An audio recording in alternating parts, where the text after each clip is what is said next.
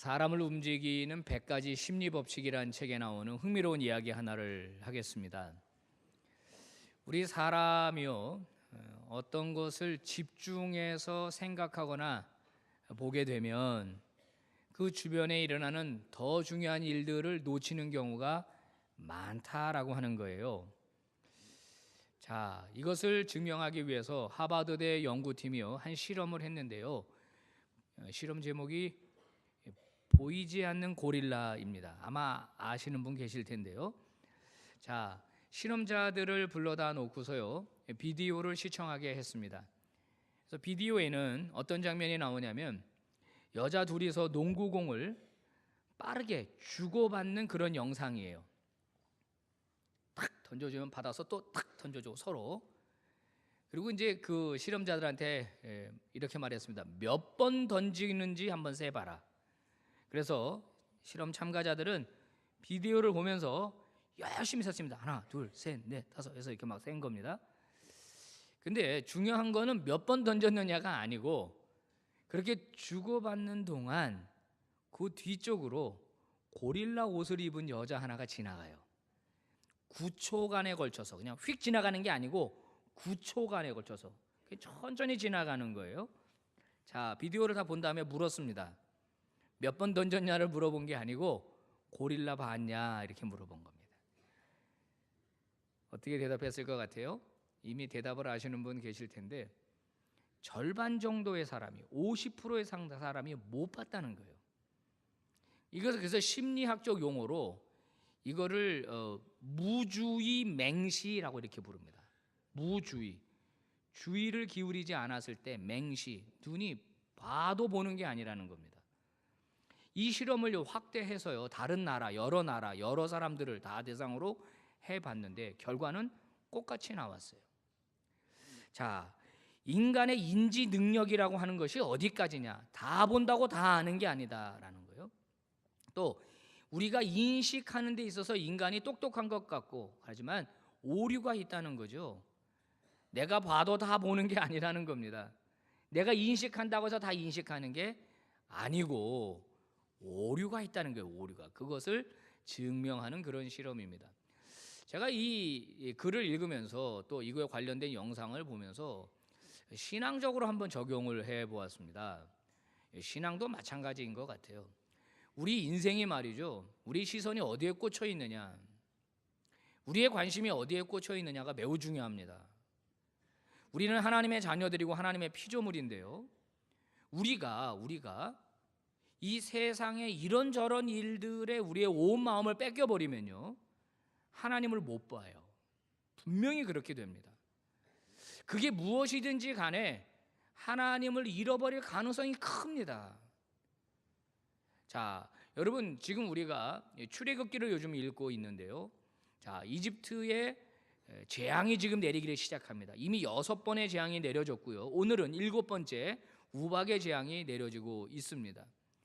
자, 이집트에 살고 있는 히브리 민족들, 여러분, 그들의 눈에는 지금 여호와가 보이지 않고 있습니다.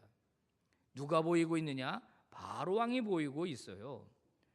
자, 모세가 아론과 찾아가서 바로 왕을 첫 대면하고서 이렇게 말했습니다. 우리 하나님께서 내 백성을 다시 찾으라고 하시는데 당신 우리 히브리 민족 놓아주시오. 그러면 우리가 광야로 가서 하나님을 예배할 것이오 라고 선언했습니다. 그러니까 바로 왕이 뭐라고 반응하던가요? 아이고 그러세요, 아이고 어서 가시죠, 아이고 모시고들 나가세요, 이렇게 안 했다라고 하는 거예요. 그죠? 뭐라고 합니까? 말도 안 되는 소리 하지 마라, 니들이 편하니까 별소리를 다 하는구나. 그러면서 어떤 내용의 그 명령을 내립니까? 자, 그동안 벽돌을 만들 때 지푸라기를 공급해 줬는데 이제는 지푸라기 주지 말아라, 지들 보고 가져다가 알아서 만들라 그래라. 그러나 생산량은 감해주지 않는다. 한번 해보라 그래라. 당연히 벽돌을 못 만드는 거예요, 전과 같이. 그랬더니 어떻게 됐습니까? 압박을 가하는 거죠. 이스라엘의 족장들을 때리는 겁니다. 왜 생산량을 못 맞췄냐는 거죠. 자, 그때 그들의 반응이 성경에 기록이 되어 있는데요, 바로 왕을 찾아가서 탄원을 합니다. 뭐라고 얘기하든가요? 성경에 나옵니다. 우리는 당신의 종이니이다. 누구의 종이에요? 바로의 종이라는 겁니다. 한술 더 떠서 그 다음 줄에 보면 우리는 당신의 백성이니이다. 이런 말이 나와요. 여러분, 이스라엘의 눈에 하나님이 안 보여요. 바로 뒤에 하나님이 계시는데 바로를 쳐다보느라고 못 봐요. 물론 당시 바로는 살아있는 신이었습니다. 최고의 권력을 가지고 있었습니다. 그 일대의 여러 나라들 가운데 가장 강력한 국가였고요. 바로의 자리는 높은 데 있었습니다. 살아있는 신으로 추앙받았습니다. 모든 인간들의 영광과 찬송을 다 받았습니다. 그에게 어마어마한 권력이 있었습니다. 사람을 살리기도 하고 죽이기도 하고 가난하게도 만들고 부하게도 만들 능력이 바로에게 있었어요. 그러니까 이스라엘 백성들이 당장 자기들에게 압박을 가하고 또는 자기들의 삶을 편안하게 해주는 그 힘이 바로에게 있는 줄 안 겁니다. 바로를 쳐다본 거예요. 바로는 또 어떻습니까? 지가 자기를 봐요. 자기 스스로를 자기가 높입니다. 나 외에 높은 자는 없다. 내가 이 나라뿐만 아니라 이 고대 근동 지방에서 내가 최고다. 나는 신이다. 이렇게 자기 자신을 쳐다봤습니다. 자기 위에 살아계신 여호와 하나님이 있다는 걸 보지 못해요. 자기 스스로를 보면서 자기를 높이는 존재가 바로 왕이라고 하는 겁니다. 자, 근데 오늘 우리 본문에 보면 하나님께서 뭐라고 말씀하시느냐? 그 생각을 고쳐 놓겠다는 겁니다. 바로야, 네가 생각하는 그 생각을 내가 고쳐 놓겠다. 14절 한번 보시겠습니까? 자, 14절. 여러분 성경에 눈을 두시고 같이 한번 읽어봅시다. 시작. 내가 이번에는 모든 재앙을 너와 내 신하와 내 백성에게 내려 온 천하에 나와 같은 자가 없음을 네가 알게 하리라. 아멘. 온 천하에 네가 가장 높다고 알고 있는데 이번 이 재앙을 통해서 너보다 높은 분이 있다는 걸 네가 알게 될 것이다. 내가 네 생각을 바꿔놓겠다. 여러분, 바로의 생각만 바꿔놓는 게 아니라 히브리 민족의 생각도 바꿔놓는 겁니다. 바로가 너희를 다스리는 게 아니야. 내가 너희를 다스리는 것이다. 바로가 높은 위치에 있는 게 아니야. 바로보다 더 높은 내가 있다는 것을 너희들에게 알게 해주겠다 하는 것입니다. 여러분 하나님께서 바로를 왜 그냥 내비두는지 아십니까? 이거 단칼에 처치할 수 있습니다.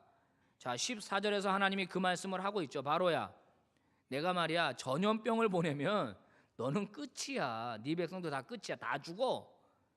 내가 너를 세웠으면 내가 너를 왜 아직도 그 왕좌에 있게 하는 줄 아니? 두 가지 이유 때문이야 라고 말씀하십니다. 첫 번째는 뭡니까? 자, 내가 너를 세웠으면 나의 능력을 너에게 보이고, 이게 첫 번째 이유입니다. 내가 너 좀 깨닫게 해줘야 되겠다. 내 능력을 너한테 좀 보여줘야 되겠다. 이미 지금 6번의 능력을 보여줬는데요, 앞으로 4번의 능력이 더 남았습니다. 너 한번 봐. 너 한번 경험해봐. 내가 누군지 한번 너 체험해봐. 내가 너한테 보여주겠다. 깨닫게 해주겠다. 알게 해주겠다.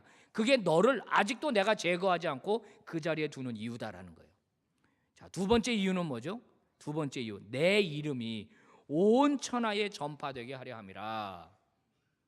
바로가 여호와 이름의 전파 도구가 된다는 거예요. 이거는 정말 부정적인 케이스인데요.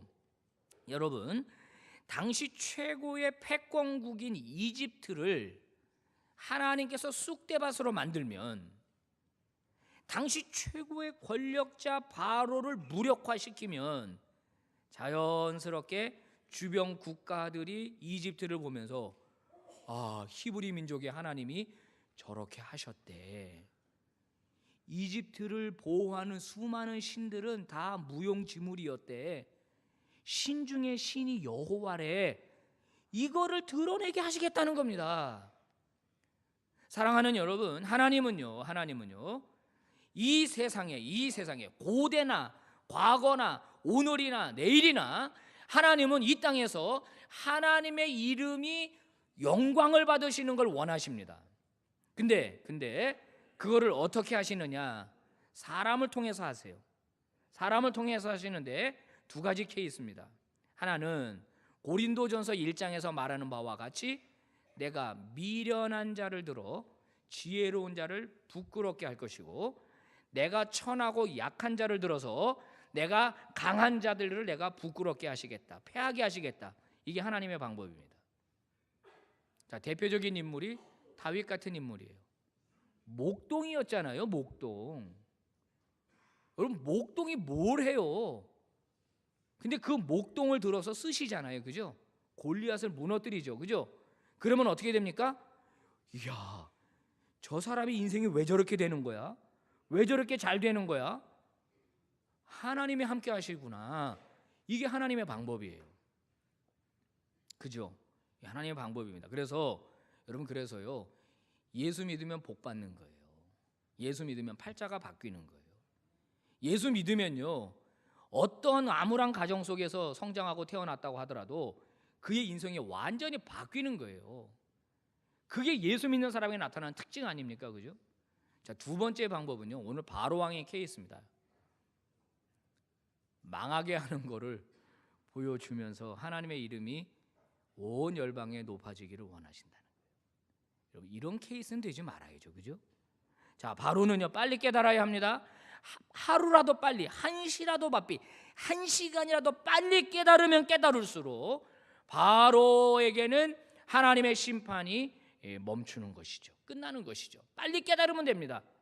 빨리 손들면 됩니다. 아이고, 하나님 잘못했습니다. 나 아무것도 아닌 거 내가 알았습니다. 이제 하나님만이 위대한 왕이시고 이 땅의 주인인 걸 내가 이제 알았습니다. 죄송합니다. 맞습니다. 내 백성 아니었습니다.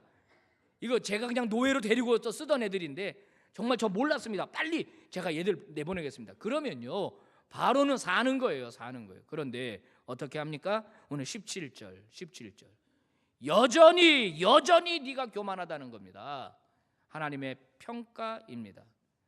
네가 6번이나 그렇게 쓴맛을 보고도 아직도 교만하구나. 아직도 네가 여전히 교만하구나. 왜 내 백성을 안 보내느냐? 정신 못 차리는구나. 사랑하는 여러분, 바로의 교만이요, 바로를 무너뜨릴 겁니다. 스스로를 무너뜨릴 거예요. 이 교만이라고 하는 것, 성경에서 가장 주의해야 할 것으로 우리에게 말해주고 있는 것이죠.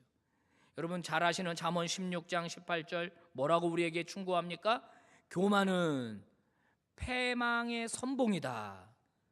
거만한 마음은 넘어짐의 앞잡이이다. 교만한 사람이 맨 마지막에 도착하는 종착역은 멸망. 여러분, 교만이 뭐죠? 어떤 사람 보고 우리가 교만하다 그럽니까? 자기만 잘났다고 하는 사람이에요. 그죠? 다른 사람 무시하는 사람입니다. 그죠? 돌이키지 않는 사람이죠. 교만하다 그럽니다. 아이고, 너 잘났다. 아이고, 너 대단하다. 교만하다 그럽니다. 특별히요, 성경에서 교만은 하나님과 관련이 있습니다. 인간과의 교만도 물론 그거 하면 안 돼요. 우리가 그거 하면 안 되는데, 하나님과의 관계에서 교만이 뭐죠? 하나님의 은혜와 하나님의 은총을 무시하는 게 교만입니다. 그러면 어떻게 되죠? 내가 능력이 있어가지고, 내가 실력이 있어가지고, 내가 여기까지 했지, 이게 교만이에요. 하나님이 계신데, 하나님이 도와주셨는데, 하나님이 지금까지 함께 하셨는데 그거 잊어버리고 자꾸 자기를 드러내는 것, 이게 하나님 앞에서 교만이라고 하는 겁니다. 사랑하는 여러분, 하나님의 이 바로를 세운 목적은 교만하라고 세워둔 게 아닙니다. 겸손하게 하나님을 인정할 때 그의 인생에 가치가 있는 것이죠. 그러므로 저와 여러분은 한 가지 분명히 기억해야 될 게 있습니다. 그게 뭐냐? 우리가 어떠한 경우에도 하나님의 은혜를 저버리면 안 된다는 거예요. 어떠한 경우에도 하나님의 영광이 드러나게 해야 한다는 겁니다. 자, 보십시다. 우리에게 일어나는 사건들. 자, 여러분, 우리의 인생이 잘 나갈 때 있습니다. 그죠? 그러나 어려움에 처할 때도 있습니다. 팽팽한 피부를 자랑하고 건강을 자랑할 때 있습니다. 그러나 병들 때도 있죠. 성공할 때도 있고 실패할 때도 있습니다. 진짜 만사 형통 출세가도를 달릴 때도 있지만 고난을 당할 때도 있습니다. 어떠한 경우에 처해 있든지 간에 우리는 하나님의 은혜, 하나님의 영광이 나의 그 삶을 통해서 드러날 수 있게 해야 합니다. 성공하면 성공한 대로, 실패하면 실패한 대로, 건강하면 건강한 대로, 병들면 병드는 대로 하나님의 이름이 나를 통해서 높아지도록 해야 한다는 것이에요. 이게 바로 저와 여러분이 붙들어야 할 삶의 자세라고 하는 겁니다. 고린도전서 10장 31절 우리에게 이렇게 말합니다. 그런즉 너희가 먹든지 마시든지 무엇을 하든지 간에 다 하나님의 영광을 위하여 하라. 할렐루야.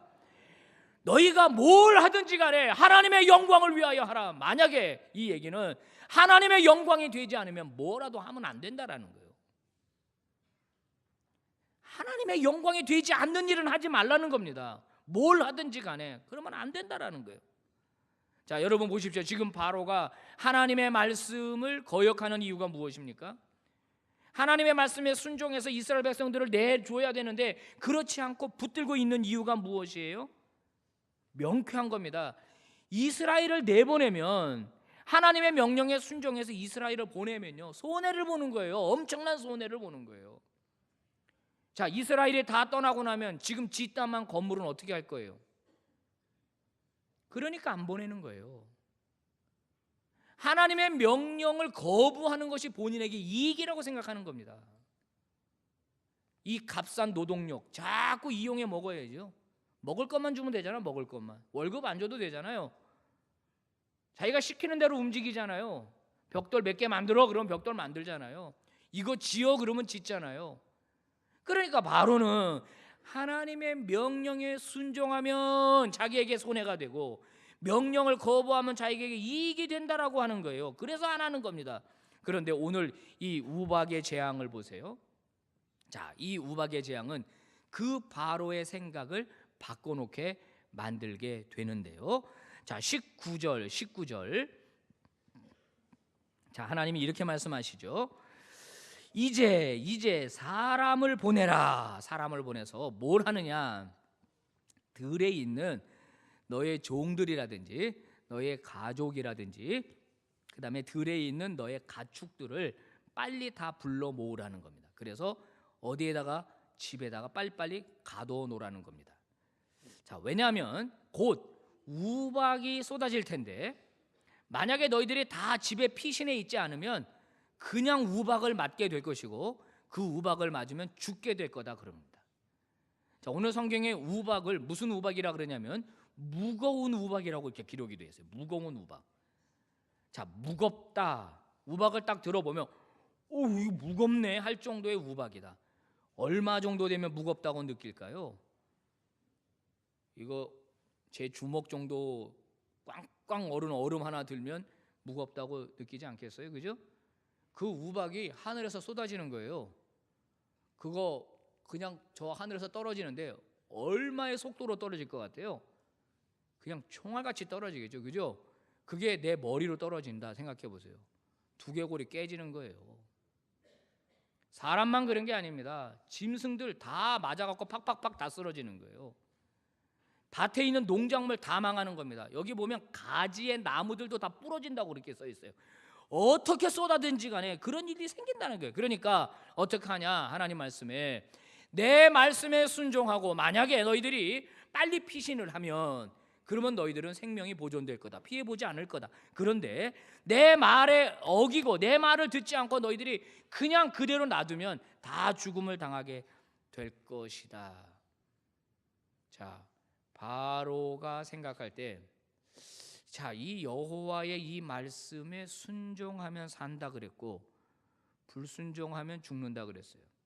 자기가 지금 여호와의 말씀에 불순종했기 때문에 이스라엘 백성들을 노예로 아직까지 써먹을 수 있는 거고, 그래서 자기가 어떤 이득을 보고 있는데 이거 어떻게 해야 될까? 바로는요, 아마 이렇게 명령을 내렸을 겁니다. 야, 피하지 마, 이렇게 했을 겁니다. 그런데 기가 막힌 일은 바로의 신하들 중에서 여호와의 말씀을 두려워하는 자들이 나타나기 시작했어요.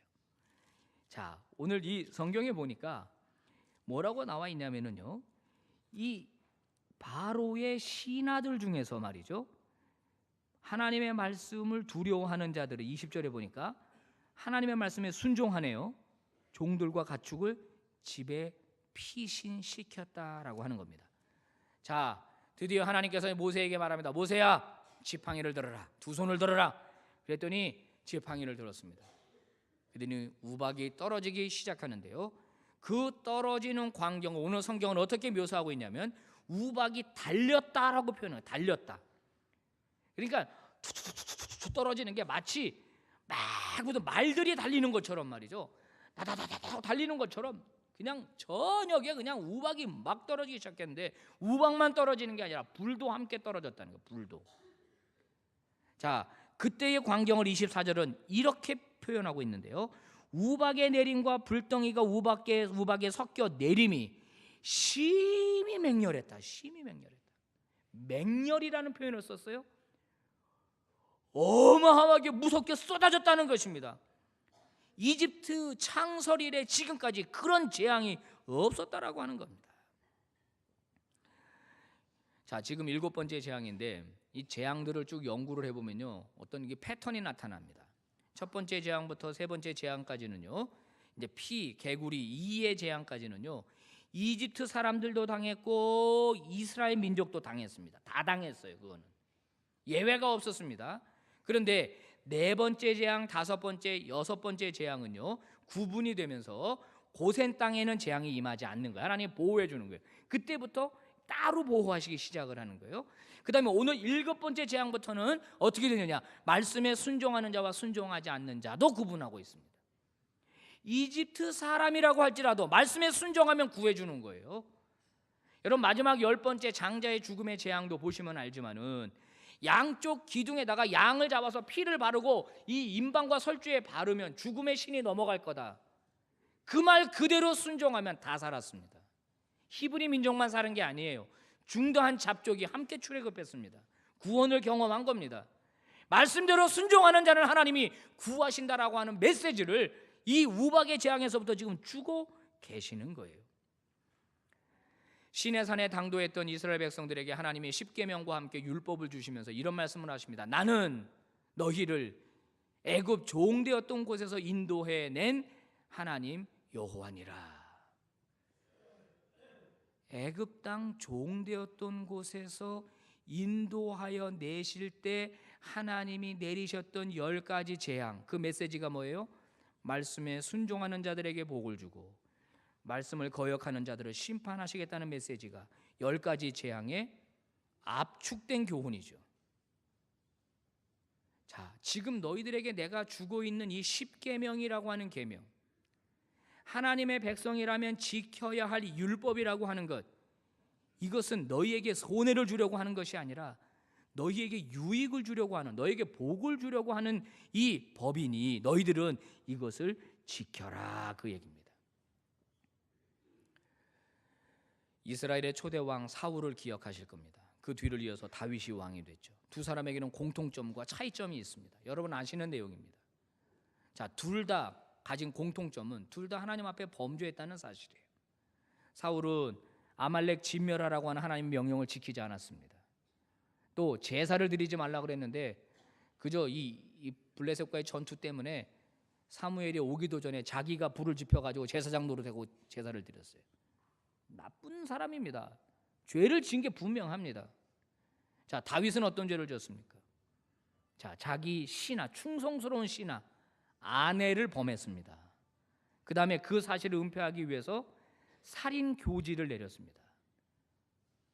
자, 만약에요, 오늘 두 사람이 현대 법정에 둘 다 기소가 돼가지고 검찰이 기소를 해가지고 재판장에 서서 재판관이 판사가 형량을 내릴 때 누가 더 무겁게 받았을 것 같습니까? 저는 잘 법은 모르지만 살인 교지를 내린 은폐하려고 했던 죄질이 더 나쁜 것 같습니다. 다윗이 더 나쁜 죄질이에요. 전 그렇게 제 개인적인 생각이에요. 물론 어떨지 모르겠지만. 근데 차이점은 뭐죠? 말씀드리자면 두 번째 공통점이 있어요.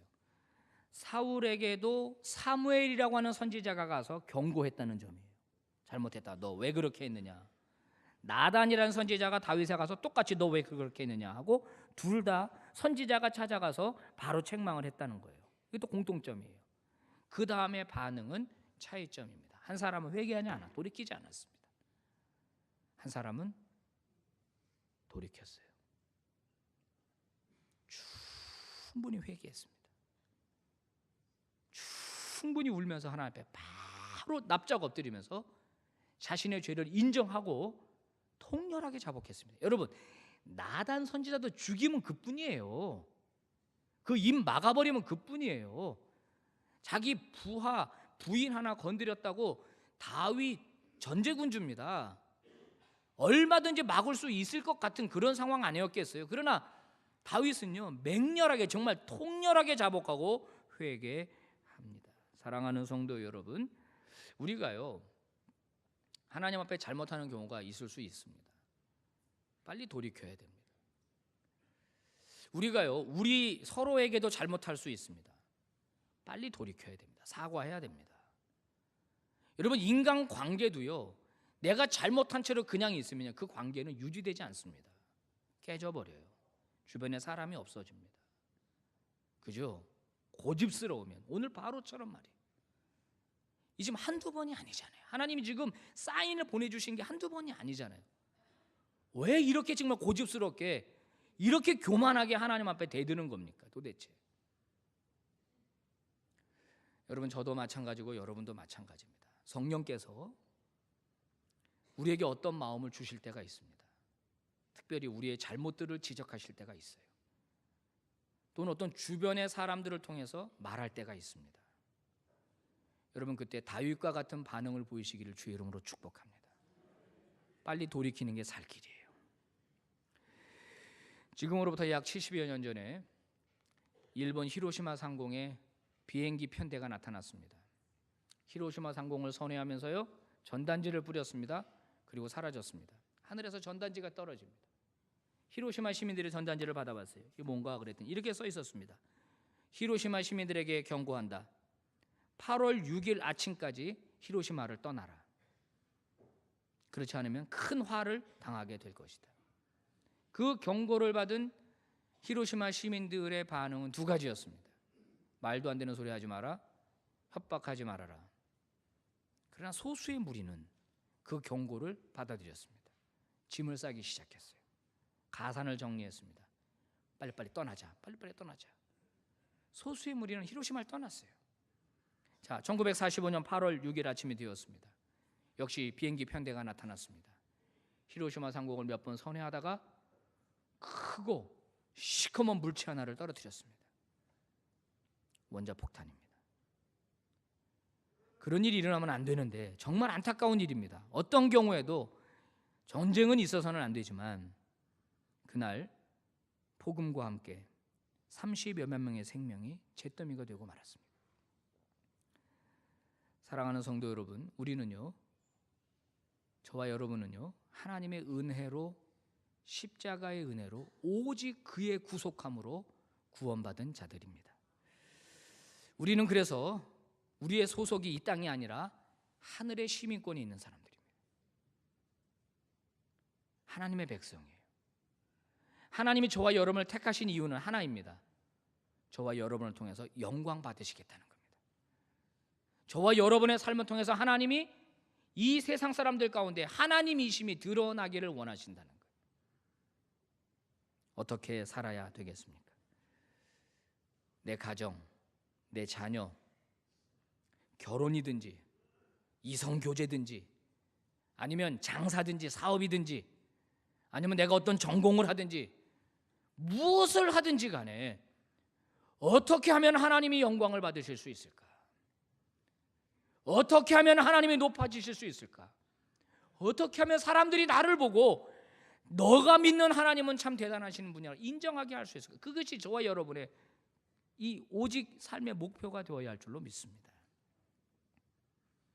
하나님이 창조하신 피조물은요, 다 하나님의 영광을 노래합니다. 날은 날에게, 달은 달에게 하나님의 위대한 창조 지식과 섭리를 선포합니다. 오직 인간만 자기가 하나님의 영광을 가로채요. 하나님을 잘 섬기는 어떤 사람이 있습니다. 너무 귀하죠. 정말 너무 귀합니다. 근데 하나님을 잘 섬기는 자기가 또 드러나기를 원해요. 이게 묘한 겁니다. 인간이라는 존재가 이렇게 하나님의 영광을 도둑질해요. 하나님을 잘 섬기고 신앙생활 잘하고 교회 잘 섬기는 그런 내가 또 드러나기를 원한다니까. 자, 다시 한번 권면합니다. 오직 하나님께 영광. 아멘입니까? 오직 하나님께 영광. 오직 주의 말씀에 순종. 그래서 하나님의 영광을 드높이는 믿음의 종들 다 되시기를 주의 이름으로 축복합니다. 기도하겠습니다. 하나님 아버지 감사합니다. 구원받을 수 없는 존재를 구원해 주셨습니다. 사랑받지 못할 사람을 사랑해 주셨습니다. 은혜 받을 수 없는 사람을 은혜 주셨습니다. 아버지, 바로와 같은 전철을 밟지 않게 하여 주시옵소서. 교만하거나 하나님의 영광을 가로채거나 아버지 그런 자리에서 내려오게 하여 주옵시고 겸손하게 주를 섬기고 봐야 할 것들을 보고 들어야 할 것들을 듣고 특히 내 내면에 들려주는 성령의 음성에 민감하여 잘못했으면 인정하고 회개하고 돌이키고 이후의 삶이 오직 하나님께만 영광이 되는 우리 모두의 인생이 되게 하여 주시옵소서. 예수 그리스도의 이름으로 기도 올리옵나이다. 아멘.